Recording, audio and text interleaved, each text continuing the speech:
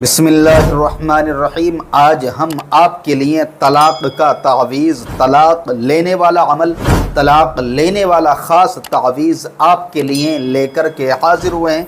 जिन औरतों पर बहुत ज़्यादा जुल्म व शिद्दत की जाती है, जुल्म व सितम किए जाते हैं, उनको मारा पीटा जाता है और इसके अलावा दूसरी शादियां भी जो है वो लोग कर लेते हैं और अपनी पुरानी बीवी को, अपनी पहली बीवी को जो है लटकाए रखते हैं, जुल्म व सितम करते रहते हैं, हर वक्त मारते तोड़ते रहते हैं। और औरत अपनी मर्ज़ी से जो है तलाक़ लेना चाहती है, मगर उनके शौहर, उनके मियाँ, उनके हस्बैंड उनको तलाक़ अगर नहीं दे रहे हैं तो अल्हम्दुलिल्लाह आज मैं उनके लिए ऐसा ख़ास पावरफुल मुजर्रब अमल, मुजर्रब तावीज़, मुजर्रब तरीक़ा लेकर के हाज़िर हूँ कि अल्हम्दुलिल्लाह वो एक हफ़्ते में या एक माह के अंदर अंदर इंशाअल्लाहुल अज़ीज़ वो तलाक़ दे देंगे।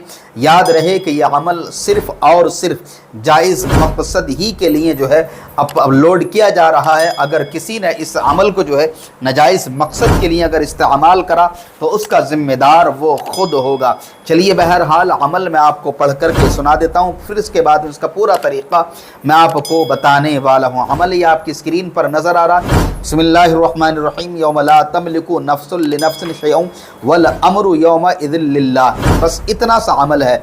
अब इस क्या तरीक़ा ये रहेगा कि आपने इस आयत को ज़ाफ़रान और अर्क़ गुलाब की स्याही से, ज़ाफ़रान और अर्क़ गुलाब की स्याही से बरोज़े जुमेरात पहली साहत में जो है आपने लिखना है। कौन सी जुमेरात को? उसी जुमेरात को लिखना है कि जिस जुमेरात को नौ चंदी जुमेरात कहा जाता है। नौ चंदी जुमेरात उसको कहते हैं कि जो चांद देख कर 3 दिन गुजरने के बाद जो जुमेरात आती है वो नौ चंदी जुमेरात कहलाती है।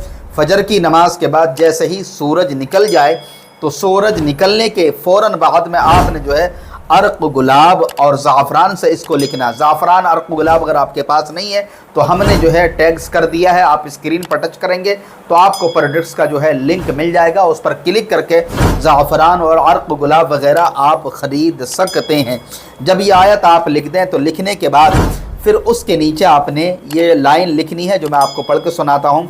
या इलाही औरत, अब उस औरत का या इलाही लिखने के बाद उस औरत का नाम लिखना है कि जो औरत तलाक़ लेना चाहती है। फिर उसके बाद में आपने जो है लिखना है बिन्त। बिन्त लिखने के बाद में जो है लिखना है उसकी माँ का नाम, या इस तरीके से लिखना है या इलाही औरत। फिर उसके बाद में जो है औरत लिखने के बाद में औरत का नाम, फिर उसके बाद में बिन्त, फिर उसके बाद में उसकी माँ का नाम लिखना है। फिर यहाँ लिखना है का, फिर उसके बाद लिखना है इख्तियार।